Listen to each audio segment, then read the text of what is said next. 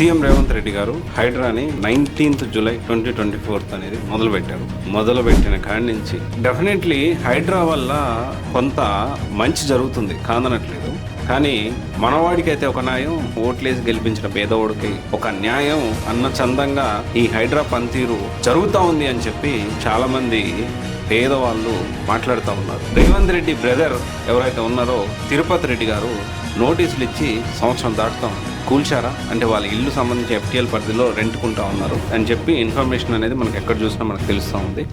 దాన్ని కూల్చారా? ఫాతిమా కాలేజీలో చాలా మంది పేద విద్యార్థులు చదువుతూ ఉన్నారు, అందుకే దాన్ని కూల్చట్లేదు అంటే మిగతా వాళ్ళందరూ పేదవాళ్ళు కాదా? వీళ్ళు ఒక్కరే మీకు కనిపిస్తూ ఉన్నారా, లేకపోతే దమ్ము లేదా అని చాలా మంది ప్రజలు మాట్లాడుతూ ఉన్నారు. ఈరోజు రేవంత్ రెడ్డి గారు ఈ హైడ్రా వచ్చిన తర్వాత నాకు తెలిసినంత వరకు కొంతమంది ఒపీనియన్ ఏంటి అంటే, హైడ్రా వచ్చిన తర్వాత ఇప్పుడున్న సిచ్యువేషన్ లో అఫ్ కోర్స్ హైడ్రా వల్ల మంచి కూడా జరుగుతుంది కాదనట్లేదు, కానీ at the same time Hyderabad image అనేది డ్యామేజ్ అవుతుంది. అంటే ఇప్పుడు కొత్తగా కొనడానికి రియల్ ఎస్టేట్ సంబంధించి కొత్తగా ఎవరైనా ఇల్లు కొనాలి అన్నా, కొత్తగా ఏమన్నా స్థలం కొనాలి అన్నా కానీ అరే ఈడ ఎందుకులే పెట్టడం, ఇప్పుడు కొంటే ఆ తర్వాత ఇంకో ప్రభుత్వం వచ్చి అంటే ప్రాపర్గా అన్ని పర్మిషన్ తీసుకొని అన్నీ చేసిన హైడ్రా పర్మిషన్ లేకపోతే ఎఫ్టీఎల్ పర్మిషన్ అన్ని జిహెచ్ఎంసీ రెరా అన్ని అప్రూవల్ తీసుకున్నా మళ్ళీ తర్వాత కొత్త ప్రభుత్వం వచ్చిన తర్వాత ఈ పర్మిషన్ చెల్లదు అని మళ్ళీ వాళ్ళ ఇళ్ళు కూలగొడితే ఏంటి ఆ పరిస్థితి అని చెప్పి ఈరోజు ఎంత మూమెంట్ ఉంది మన హైదరాబాద్లో రియల్ ఎస్టేట్లో.